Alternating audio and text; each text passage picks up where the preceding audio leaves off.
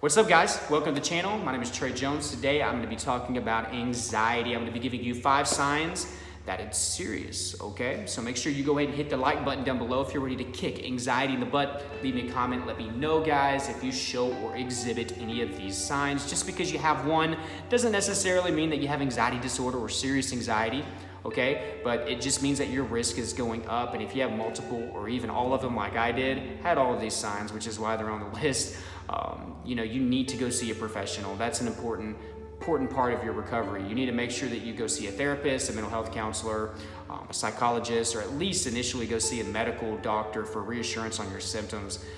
This is an important step. There's so many people walking around that have anxiety disorders that never got diagnosed and are not working or actively being proactive to recover from anxiety. Don't be like that, okay? Whether this is just now starting to happen to you or you've been suffering for years, okay? I dealt with this for 5 years. So make sure that you're getting a handle on this from the get-go. So we're gonna jump right into this, guys. The number one sign is it's causing painful or intolerable symptoms. So I'm not just talking about, occasional things here and there. I'm talking about when your stress is getting so bad that you're having symptoms pretty much daily, multiple times a day. I had horrible chest pain, had crippling IBS, muscle tension, which brought leg pain, arm pain.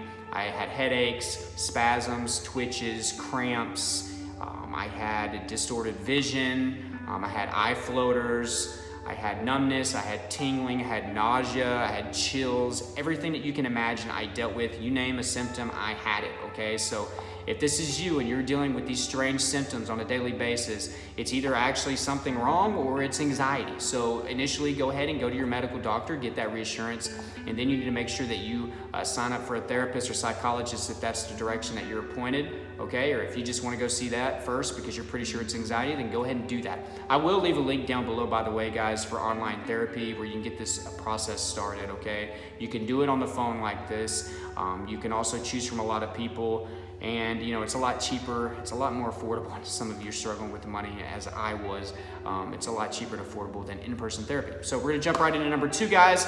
Stress stays after the initial experience. Perfect example for me was my very first panic attack that lasted 6 hours.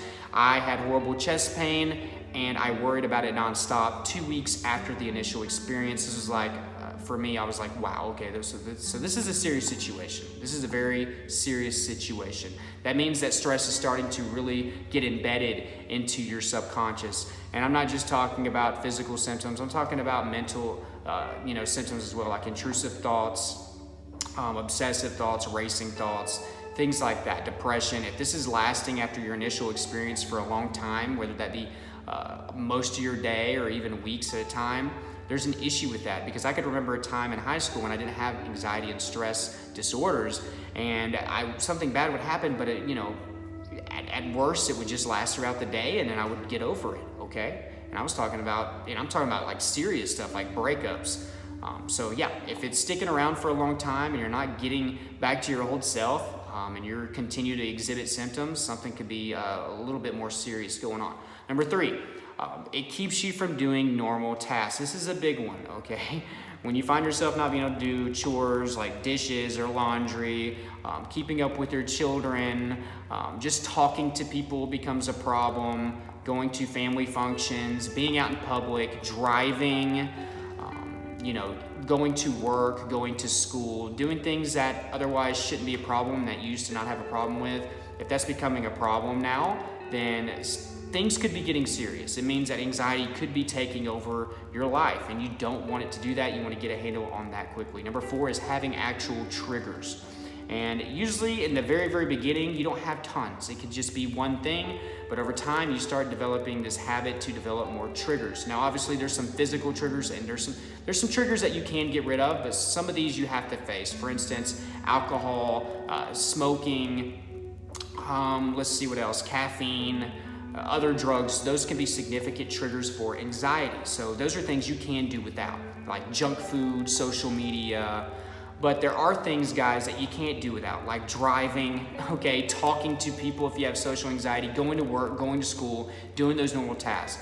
Those are things that you have to do regardless if they're triggers. So you have to conquer that fear, get over that trigger. That's how you start making a positive impression on your subconscious, and that's how you move towards recovery. So if you have a lot of triggers or even just a few, maybe think about talking to a therapist about that. Number 5, your general quality of life is just bad. So we're talking about your money, your finances. My finances was terrible.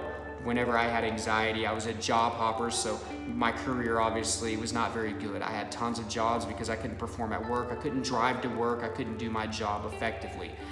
Relationships, I pushed people away. My friends, I pushed them away. My family didn't understand, so I pushed them away. I was still close with my mother.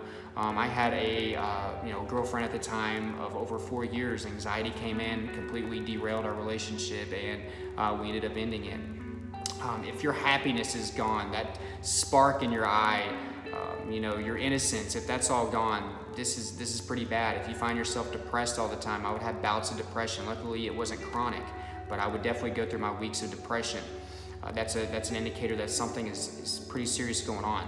And also, just think about it like this. Would your life be a lot better without your crippling anxiety? I mean, obviously, yes. But was your life so much more different back then than what it is now? Or if all these things are making your happiness go away, if these things are affecting your career, your finances, your relationships, if you're in pain every day, then obviously anxiety is starting to take a bigger impact on your life, something that you should look at. So guys, I hope you got some value from this video. Again, I will leave that online therapy link down below in the description and in the first pinned comment, so some of you can take advantage of that. It is free to sign up, so you can check it out and see what it's about before getting into it. So guys, I hope you got value. I will leave my tips down below for anxiety recovery, so check those out if you haven't. So be a part of that. Make sure that you're being proactive, going at this every single day. There's some other resources down there, but make sure that you subscribe, hit the bell so you get updates when I put my videos out. Remember to like this video, and remember, leave me a comment down below. Let me know if you are dealing with any of these signs. It's time to get help if you are. You want to be a few steps ahead of anxiety. Don't let it be ahead of you, all right? I love you guys. Until next time, I'll talk to you later. Bye.